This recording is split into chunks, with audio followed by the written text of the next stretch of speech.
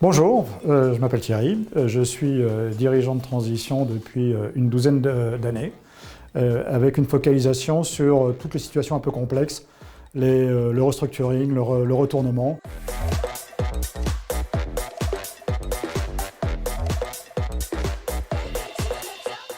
Les clés d'un redressement réussi, tout d'abord, c'est qu'aucun plan, si parfait soit-il, ne marchera sans une parfaite exécution. Et pour ça, il faut déjà avoir une vision partagée avec ses collaborateurs pour leur donner un sens. Je suis intervenu de nombreuses fois dans des situations, l'entreprise complètement déstabilisée, et la première chose à faire, c'est d'expliquer pourquoi et expliquer ce que nous allons faire, que les employés comprennent.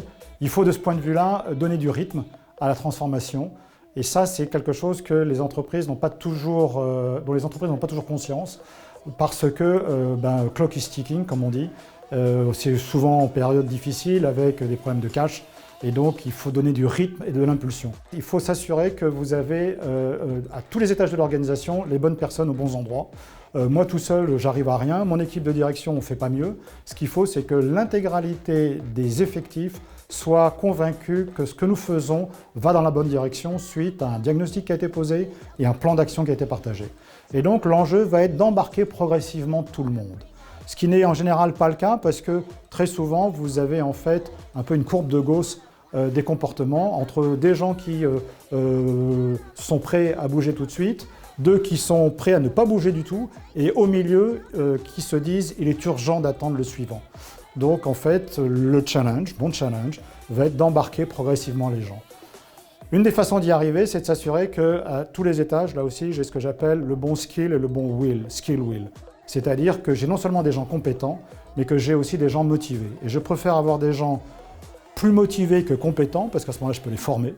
L'un des enjeux majeurs d'un programme de transformation, c'est en fait de travailler à la fois sur le frein et sur l'accélérateur. Mais c'est d'être à la fois être amené à faire des actions de rationalisation et également de préparer le rebond.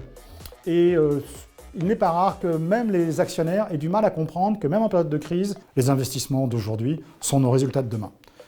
Et en matière de transformation, bien sûr, on a toujours l'habitude de se concentrer sur les réductions de coûts. Ça, tout le monde le fait, et j'ai presque envie de dire, c'est ce qui est le plus facile, malheureusement. Mais il arrive un moment où vous allez attaquer l'os, il ne va plus rien se passer. Et que mon expérience me fait dire que c'est beaucoup plus efficace de privilégier des leviers de top line. L'efficacité commerciale, le pricing, la marge. Car là, on travaille sur des fondamentaux qui paieront toujours. Alors que réduire les coûts, à un moment, quand il n'y a plus personne, vous fermez la lumière, c'est terminé. Et l'enjeu est en fait de renverser le cercle vicieux dans lequel vous arrivez, où en fait, pas de résultat, donc démotivation des gens, changement de manager. Moi, très souvent, dans toutes mes interventions, je suis le 3e, 4e, 5e. Actuellement, je suis le 8e en 3 ans, donc c'est pour vous dire. Et évidemment, les organisations sont complètement déstabilisées. Donc il faut passer de ce cercle vicieux où l'absence de résultats appelle l'absence de résultats à un cercle vertueux qui s'appuie sur le fait d'avoir très rapidement des quick wins, des petits, des moyens, des gros, bien sûr, mais assez rapidement pour redonner confiance aux gens et que, du coup, ils se sentent davantage motivés, ils se rendent compte que les choses se mettent en place, que ça commence à porter ses fruits. Et moi, je demande à tout le monde, quand j'arrive dans une situation de cette nature, que ce soit les actionnaires, que ce soit les managers, que ce soit les employés, que ce soit les syndicats, les représentants du personnel, c'est un petit chèque en blanc.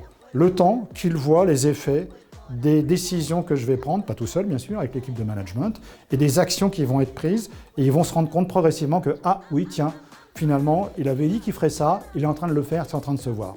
Comme disent les Anglais, I walk the talk.